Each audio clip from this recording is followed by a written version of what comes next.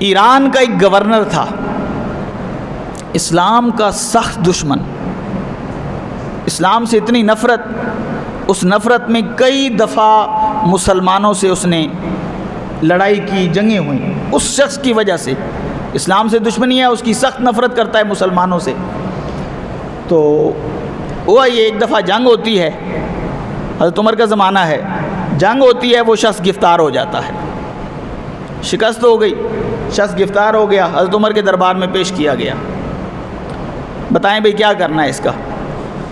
فرمایا چھوڑ دو، ٹھیک ہے، جزیہ لے کر چھوڑ دو کہ تم یہاں رہو گے تو جزیہ دو گے، ہم تمہارے خون مال کی حفاظت کریں گے، ضامن ہے۔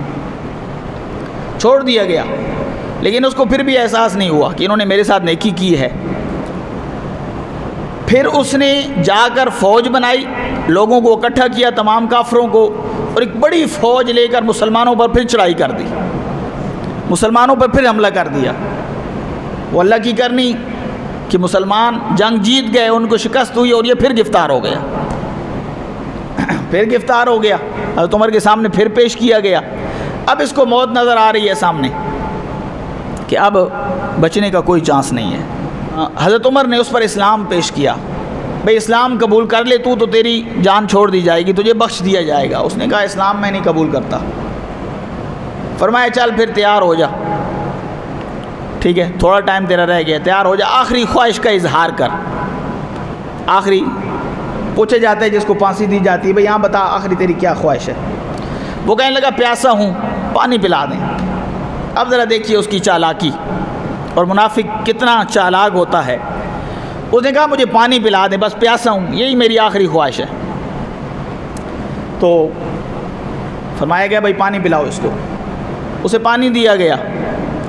پانی جب لایا گیا، وہ کہنے لگا مجھے ڈر ہے اس پانی سے پہلے ہی مجھے قتل کر دیا جائے گا۔ فرمایا بھئی کیوں قتل کر دیا جائے گا؟ تو پانی پی لے آرام سے، تجھے کوئی کچھ نہیں کہتا۔ انہوں نے کہا نہیں، مجھے پتہ ہے میں جب پانی پی رہا ہوں گا آپ مجھے قتل کر دیں گے۔ اس کو سمجھایا گیا بھئی اس طرح نہیں ہوگا، تو پانی آرام سے پی لے۔ اس نے کہا نہیں، مجھے اعتبار نہیں ہے، مجھے یقین ہے آپ میرے ساتھ اس طرح کریں گے۔ تو حضرت عمر نے فرمایا بھئی ہمارا تمہارے ساتھ وعدہ ہے، جب تک تو پانی نہیں پی لیتا نا ہم تجھے کوئی نقصان نہیں پہنچائیں گے، تجھے کوئی ہاتھ بھی نہیں لگائے گا۔ اب توجہ کیجئے گا، حضرت عمر نے فرمایا کہ ہمارا وعدہ ہے کہ جب تک تو پانی نہیں پی لیتا ہم میں سے تجھے کوئی ہاتھ بھی نہیں لگائے گا۔ اس نے پانی پھینک دیا، اس نے گلاس ہی توڑ دیا، اس نے کہا میں پانی پیتا ہی نہیں ہوں۔ انہوں نے کہا آپ اپنی بات پر قائم رہنا، آپ نے کہا تھا جب تک میں یہ پانی نہیں پی لیتا آپ میں سے مجھے کوئی ہاتھ نہیں لگائے گا، میں پانی پیتا ہی نہیں ہوں۔ تو میں نے فرمایا بڑی تو نے چلاکی سے کام لیا ہے، جا کیا یاد کرے گا، تجھے معاف کرتے ہیں۔ زبان کا پاس رکھا، معاف کر دیا۔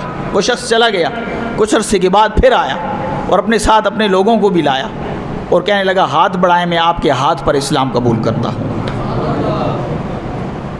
وہ کیوں بھائی؟ اس دن میں نے تجھ پر اسلام پیش کیا، تو نے قبول نہیں کیا۔ فرمایا اس دن اگر میں قبول کر لیتا تو آپ یہ سمجھتے کہ میں نے ڈر کر قبول کیا ہے، تو میں اب اپنی رضا سے، اپنی خوشی سے اسلام میں داخل ہونا چاہتا ہوں۔